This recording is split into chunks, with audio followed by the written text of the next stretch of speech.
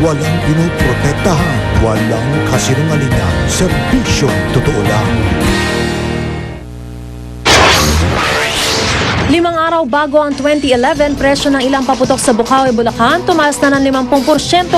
Sa kabila ng paulit-ulit na babala ng mga otoridad, ilang tindahan nagbebenta pa rin ng mga ipinagbabawal na paputok. Dahil pinaniniwala ang swerte, bentahan ng mga bilog na prutas at mga damit na may polka dots lumakas.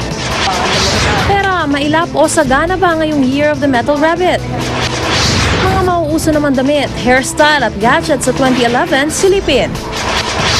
Isang binatilyo sa India, magmamasteral na sa edad na 14 anyos.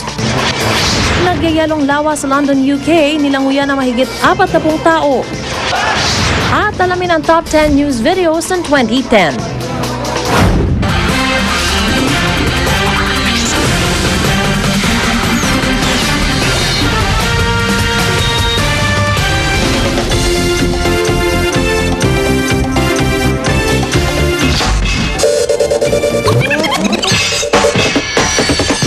Na lang po at 2011 na. Ngayon pa lang, handang-handa na ang inyong Liga ng Katotohanan para saksihan ang mga balita ukol sa pagsalubong sa bagong taon. Nakatutok sa fireworks capital ng bansa sa Bukawi, Bulacan, si JP Soriano. Nakaantabay naman sa Jose Reyes Memorial Medical Center sa Maynila, si Cedric Castillo. Sa Divisoria, Maynila naman, nagbabantay si James Velasquez.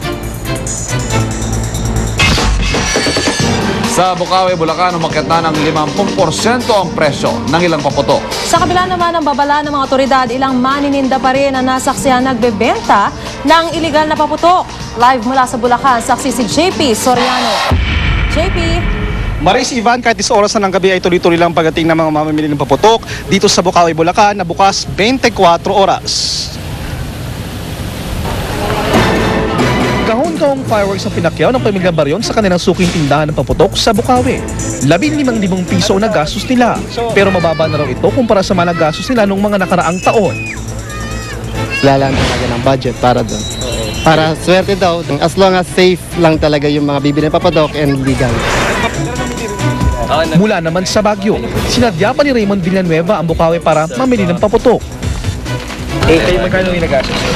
Mga umabot na rin ng 3,000. Pero pagka may 3,000 ka sa Baguio, hindi mo mabibili to. Oo, kasi doble yung presyo. Pero si Grace Calara, mangilan-ilang pirasong pailaw lang ang binili.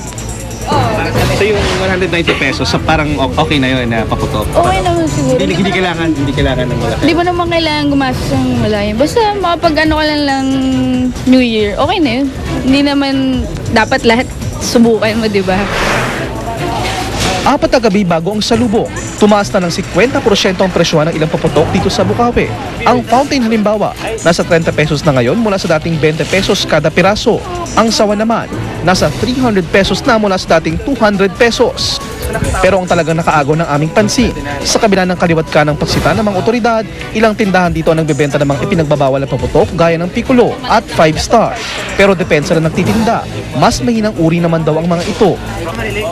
Anong difference ng Piccolo po na bawal sa Piccolo kung pwede din? Maliliit sir yan eh. Yung malalaki kasi yung bawal eh. Yung sa 5 Star po? Yung malalakas, yung mga punong-puno yung karga. Tinda nyo? Maliit, mahihina lang po yun.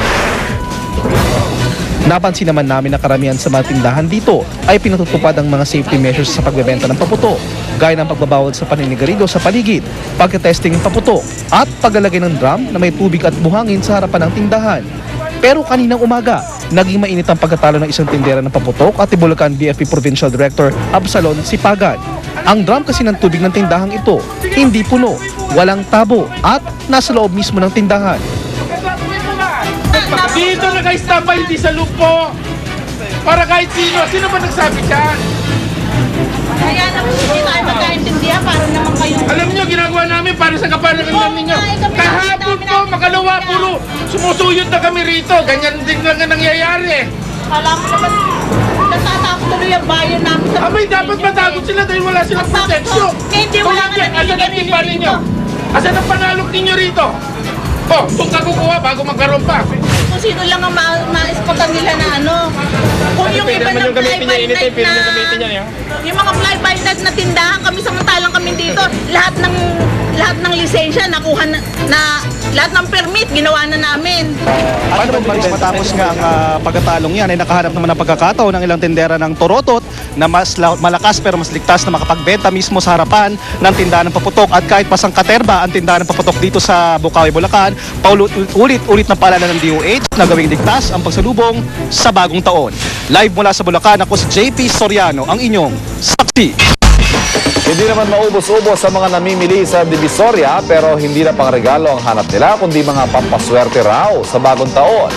Tulad ng damit na polka dots at mga prutas na hugis bilog. Live mula sa Divisoria, saksi si James Velasquez. James? Ivan, di pa man tuluyang humuhupa ang Christmas rush. Ito, dagsana naman ang mga mamimili dito sa Divisoria Night Market para naman daw paghandaan ang pagpasok ng bagong taon. Iisipin mong hindi pa nagki-Christmas shopping ang mga tao dahil halos magkapalitan na sila ng mga muka dito sa Divisoria. Dahil Year of the Rabbit ang taong 2011, mabenta ang mga rabbit figurine. Depende sa laki at kalidad, mabibili ang mga figurine sa halagang 150 hanggang 1,600 pesos. Naniniwala ako sa feng shui kasi wala namang masama, di ba? More blessings, good health sa family, world peace. Ang polka dot dahil hugis ng pera, pinaniniwala ang swerte pa rin. Patok ang polka dot dresses sa mga chikiting na naglalaro ang presyo mula 200 hanggang 300 pesos. Siyempre, yung pera, business, tsaka yung health. Hila-hilera rin ang mga bilog na prutas para sa medianoche. Bestseller daw longgan na 120 pesos kada kilo. 120 hanggang 170 pesos naman ang kada kilo na ubas. 10 piso naman kada piraso ng mansanas. 40 pesos naman ang isang melon. 35 pesos naman kada pakwan. Taon-taon daw mamili ng prutas sa Divisoria si Aling Elsie Sherba. Bukod sa mura, napakarami para pagpipilian. Oo yun. Totoo yun talaga. Pera yun eh. Siyempre ang pera, bilog-bilog, lalo yung mga green. Siyempre, di mawawala ang mga nagbebenta ng paputok. Mabili daw ang luces na nasa 10 piso kada piraso, wheaties na 5 piso kada piraso, at pop-up na 180 pesos kada kahon. Pero ang ilang magulang, mas pipiliin daw bumili ng torotot para sa kaligtasan ng mga anak.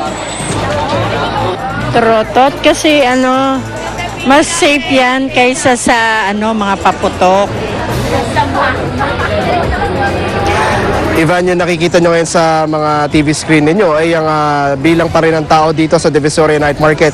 Bagamat bahagyan ng kumonte yung mga tao dito, yung mga tao naman natitira, walang humpay pa rin yung pagpili ng mga bagay na bibilhin. Patuloy naman ang pag-ikot ng mga security guard pero inaabisuhan pa rin na ang pamunan ng Divisoria Night Market at ng Tutuban Center yung mga mamimili natin na siguruhin na hawak nila yung mga mahalagang gamit tulad ng wallet at cellphone at ang kanilang mga anak para daw makaiwas sa anumang aberya tulad ng pandurukot. Live mula sa Maynila, ako si James Velasquez, ang inyong saksi. Sa loob lang na may isang linggo, umabot na sa 155 ang mga nabiktima ng paputok. Sa Jose Reyes Memorial Medical Center nga, lalong nadaragdagan ang bilang ng mga isinugod na naputukan. Live mula sa Maynila, saksi si Cedric Castillo. Cedric? Yes, Marie, simula nitong Biyernes ay nagsimula lang tumaas ang bilang ng mga naputokang isinugo dito sa Jose Reyes Memorial Medical Center sa Maynila at karamihan sa mga biktimang ito ay mga bata. Patuloy pa rin ang pagsugod sa Jose Reyes Memorial Medical Center o JRMMC ng mga sugatan dahil sa paputok. Sa huling tala ng JRMMC, mayroon ng 20 kaso ng firecracker related accidents. 14 sa mga kasong ito, pawang mga menor de edad ang mga biktima. Ngayong araw nga lang, 2 bata na naman ang dinala sa naturang ospital. Pinakamarami ang kaso na nasugatan dahil sa pikulo. Kalimitan namang first degree burns sa mga kamay ang tinamo ng mga naputukan ng naturang firecracker. Sa kabuuang tala ng DOH, nasa 155 na ang nabiktima ng paputok mula 21 ng Disyembre hanggang nitong 26. Sa bilang na yan, 145 ang tinamaan ng paputok. Pinakamarami pa rin mga bata edad 10 pababa. 4 naman ang nakakain ng paputok habang 6 ang tinamaan ng ligaw na bala. Karamihan din sa mga nabiktima ay taga Metro Manila. Marisa, mula pa nitong Biyernes ay nasa code white na ang alert ang JRMMC, alinsunod na rin sa direktiba ng Department of Health at nakahanda na rin daw ang ospital para sa darating na bisperas ng bagong taon kung saan posibleng umabot sa 100 mga pasyente ang isugod dito sa JRMMC base na rin sa datos ng ospital nitong mga nakaraang taon. Live mula rito sa Maynila, ako si Cedric Castillo, ang inyong saksi.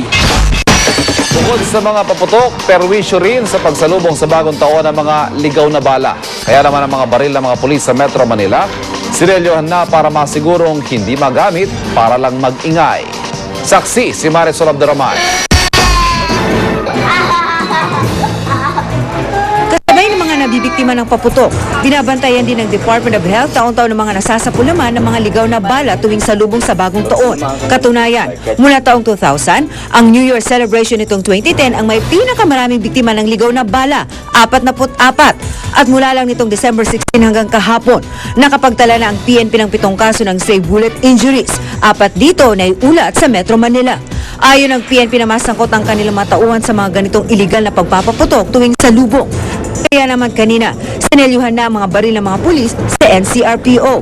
Pinirmahan pa ang mga selyo para mabilis magkaalaman kung sino ang mga nagpaputok ng kanilang service firearms.